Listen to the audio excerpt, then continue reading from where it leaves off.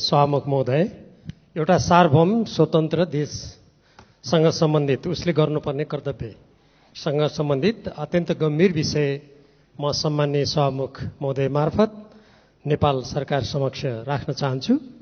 आज ब्रिटिस गोर्खा सत्याग्रह संयुक्त संघर्ष समितिद्वारा सञ्चालित गोर्खा सत्याग्रह आन्दोलनका तर्फबाट ज्ञानराज राई, धनबहादुर गुरुङ र पुष्पाराणा घले बेलायतको लन्डनमा आमरण अनसन बस्नुभएको 10 दिन भयो। उहाँहरूको स्वास्थ्य अवस्था बिग्रिँदै गएको समाचार छ। अनसनकारी बसेको पाल त्यहाँको प्रहरीबाट हटाइएको छ। आफ्ना न्यायोचित मागहरू पूरा गर्ने तथा यसको लागि तत्काल उच्चस्तरीय वार्ता कमिटी निर्माण गरियोस् भन्ने नेपाली नागरिक भूतपूर्व गोर्खाहरूले अगाडि सारेको माग पूरा गराउने तर्फ नेपाल सरकारले के गरिरहेको छ, यस सम्मानित सदनलाई तत्काल जानकारी दिन सम्माननीय सभामुख मार्फत म जोरदार माग गर्दछु। नेपाल र नेपालीको हित तथा जीवज्यानको सुरक्षा गर्नु नेपाल सरकारको प्रमुख कर्तव्य भएको कुरा मैले दोहोऱ्याइरहनु पर्दैन। भूतपूर्व ब्रिटिस गोर्खाहरूले 2 दशकदेखि त्रिपक्षीय सम्झौतामा व्यवस्था भएअनुसार ब्रिटिस सेनाका अन्य युनिटमा सेवारत सैनिक सरह समान कामका लागि समान सेवा शर्त र सुविधा तथा पेन्सनको माग राखी आन्दोलन गर्दै आएका छन्। नेपाल सरकारको पनि गोर्खा सेनालाई बढुवा कल्याणकारी व्यवस्था र अन्य सुविधामा मातृ सेनाका अन्य युनिटहरूले पाएसहरूको समान व्यवहार गर्नुपर्ने सुझाव रहेको छ, तर यसको लागि कुनै ठोस पहल आजसम्म भएको देखिँदैन। प्रमुख मागहरूमा जुलाई 1997 भन्दा पहिले सेवानिवृत्त भएकाहरूले समान पेन्सन पाउनुपर्ने, विगतमा भेदभावपूर्ण तलब पेन्सन र सुविधा दिए बापत क्षतिपूर्ति पाउनुपर्ने, ब्रिटिस गोर्खाका विधवाहरूले पनि समान पेन्सन र सुविधा पाउनुपर्ने, सन्तानले आप्रवासनको सुविधा पाउनुपर्ने, ब्रिटिस सेनाले पाउने सरहको औषधोपचारको सुविधा नेपालमै पाउनुपर्ने, पाउन्ड स्टर्लिङमा पारिश्रमिक नेपालकै ब्याङ्कमा पाउनुपर्ने रहेका छन्। नोभेम्बर 7, 1947 मा भारत र बेलायत बीच समझदारी पत्रमा हस्ताक्षर भई सोही वर्षमा नेपाल भारत र बेलायत बीच त्रिपक्षीय सन्धि भएपछि 6 गोर्खा रेजिमेन्ट भारतमा र 4 रेजिमेन्ट बेलायतमा रहेका थिए। अहिले पनि वार्षिक 300 को हाराहारीमा नयाँ भर्ती लिने गरिएको छ।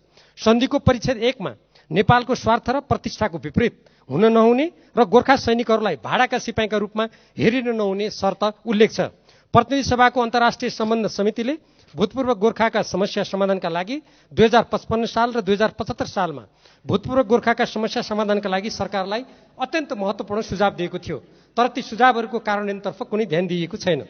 सबभन्दा पछिल्लो पटक जुन 2019 मा तत्कालीन प्रधानमन्त्री केपी शर्मा ओलीको बेलायत भ्रमणका अवसरमा तत्कालीन बेलायती प्रधानमन्त्री टेरेसा मेसँगको वार्तामा त्रिपक्षीय सम्झौताको पुनरावलोकनको प्रस्ताव गर्नुका साथै ब्रिटिस गोर्खाको भर्ना, तालिम र सुविधाबारे नेपाल सरकारको जानकारीमा नभएको तथा परिस्थिति भिन्न भएकोले उक्त सम्झौताबारे नयाँ ढङ्गबाट सोच्नुपर्ने कुरा भएको थियो। नेपाल र बेलायतको संयुक्त विज्ञप्तिमा गोर्खाका बारेमा छलफल जारी राख्ने सहमति भएको कुरा उल्लेख गरेको थियो। तत्पश्चात नेपालको परराष्ट्र मन्त्रालयले फेब्रुअरी 2020 मा काठमाडौँ स्थित बेलायती दूतावासलाई त्रिपक्षीय सम्झौताको पुनरावलोकनका लागि द्विपक्षीय वार्ता गर्न पत्राचार गरेको थियो। त्यसको कुनै जवाब दिइएको वा नेपाल सरकारले पुनः सोधखोज गरेको कुनै जानकारी छैन। यसतर्फ म सम्माननीय सभामुख महोदय मार्फत नेपाल सरकारको गम्भीर ध्यान आकर्षण गर्न चाहन्छु। नेपालको संविधानमा नै असमान सन्धि सम्झौताहरूको पुनरावलोकन गर्नुका साथै राष्ट्रिय हित र समानताको आधारमा सन्धि सम्झौता गर्ने कुरा स्पष्ट गरिएको अवस्थामा गोर्खाभर्ती जस्तो असमान र सार्वभौम सत्ता सम्पन्न देशले गर्न नहुने सन्धि खारेज गर्नुपर्नेतर्फ गम्भीर रूपमा लाग्नुपर्नेमा भूतपूर्व गोर्खाहरूले उठाएका न्यायोचित मागका सम्बन्धमा भइरहेको आमरण अनसनलाई गम्भीर रूपमा लिने काम सम्म नगरिनु जिम्मेवार सरकारका लागि सुहाउने कुरा होइन। बेलायतको संसदमा रहेका सदस्यहरूले समेत भूतपूर्व गोर्खा सैनिकहरूको आमरण अनसनप्रति ध्यान दिन र माग पूरा गर्न माग गर्दै आवाज उठाएका छन्। गोर्खा सैनिक ब्रिटिस सरकारका पक्षबाट युद्धमा होमिएको र यो तहको त्याग र बलिदान गर्दा समेत त्यसको अनुपातमा पुरस्कृत गर्ने तथा उचित क्षतिपूर्ति प्रदान गर्नुपर्नेमा उल्टै मानवोचित र न्यायपूर्ण व्यवहार गरिएको पाइँदैन। पहिलो र दोस्रो विश्वयुद्धमा मारिएका, हराएका एवं घाइते भएका गोर्खा सैनिकहरूको तथ्याङ्क तयार गरी पीडित र पीडितका परिवारलाई क्षतिको अनुपातमा क्षतिपूर्ति उपलब्ध गराउन ब्रिटिस सरकारसँग पहल गरिनुपर्छ भनेर अन्तर्राष्ट्रिय सम्बन्ध समितिले व्यवस्थित रूपमा प्रतिवेदन यसअगाडि नै दिइसकेको छ। गोर्खाभर्ती सुरु भएदेखि हालसम्म लगभग 8 लाख भन्दा बढी युवाले ब्रिटिस सरकारको सेनामा सेवा गरेको विज्ञहरूको भनाइ छ। औसत 4 जना परिवारका सदस्यको दरले हिसाब गर्दा यसबाट 32 लाख बढी जनसङ्ख्या प्रभावित हुन पुग्छ। 16 लाख बालबालिकाहरू प्रभावित भएका देखिन्छन्। यस विषयमा गम्भीरतापूर्वक छलफल गरी आवश्यक परिपूरणको व्यवस्था गर्न ब्रिटिस सरकारसँग उच्च स्तरीय वार्ताको माग गरिरहेका भूतपूर्व गोर्खाहरूलाई उनीहरूको माग पूरा गर्ने तर्फ अहिलेसम्म वार्ता कमिटी समेत गठन नगरिनु यो अत्यन्त आपत्तिजनक कुरा हो। 10 पुस्तादेखि ब्रिटिस सेनामा सेवारत व्यक्तिका परिवार आज पनि गरिबीको माग खेप्न बाध्य छन्। गोर्खा भर्ती प्रचलनकै कारणले उनीहरू शिक्षा, निजामती सेवा र राजनीति लगायतका क्षेत्रमा पछाडि परेकोले भूतपूर्व गोर्खाका समस्याहरूको समाधान गर्नु अत्यन्त आवश्यक छ र भूतपूर्व सैनिकहरूमाथि भएका अन्याय र भेदभावको अन्त्य गर्ने सम्बन्धमा नेपाल सरकारको सक्रिय संलग्नता भई समाधान खोज्नुपर्ने कुरामा विशेष ध्यान दिनुपर्छ भनेर यो प्रतिनिधि सभा, सदन र अन्तर्राष्ट्रिय सम्बन्ध समितिमा पटक पटक कुराहरू भएको छ र भूतपूर्व गोर्खाका प्रतिनिधिहरूले पनि यस सम्बन्धी कुरालाई पटक पटक उठाइरहनु भएको छ र अहिले बाध्य भएर उहाँहरू आमरण अनसन गरिरहनु भएको छ र उहाँहरूले पछिल्लो समयमा सत्याग्रह समितिको नेतृत्वमा जुन आन्दोलन गरिरहनु भएको छ त्यो लामो समयसम्म उहाँहरूका न्यायपूर्ण मागप्रति गरिएको व्यवस्था प्रतिको एउटा ठुलो विरोध हो।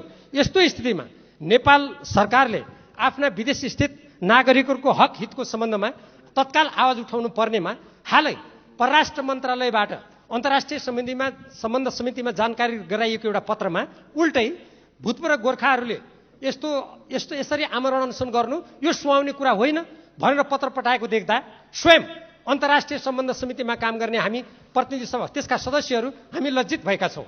आफ्ना देशका नागरिकहरूको बारेमा जोरदार रूपमा आवाज उठाउने र उनीहरूको हकितको लागि सरकार अग्रसर हुनुपर्नेमा त्यतातर्फ ध्यान नदिएर उल्टै आफ्नो न्यायोचित माग उठाउने भूतपूर्व गोर्खाहरूलाई हतोत्साहित गर्ने प्रकारका गतिविधि गरिनु अत्यन्त खेदजनक कुरा हो।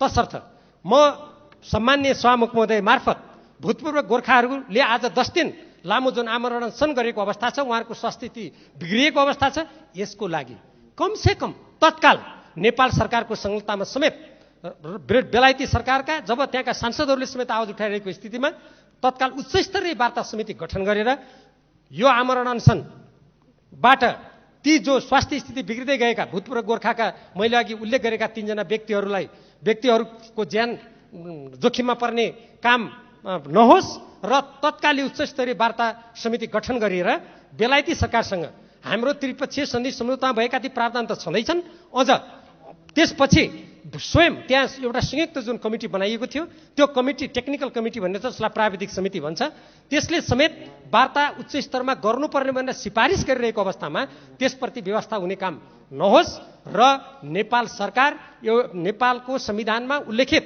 असमान सन्धि सम्झौताहरूलाई पुनरावलोकन गर्ने, नेपालको राष्ट्रिय हक हितको संरक्षण गर्ने जुन नेपालको संविधानको निर्देशन छ त्यो निर्देशन मुताबिक यो सरकारले काम गरोस् र यस सम्बन्धमा के भइरहेको छ भन्ने कुरा तत्काल यो सम्बन्धित सदनलाई नेपाल सरकारले जानकारी गराओस् भनेर माग गर्न चाहन्छु। धन्यवाद।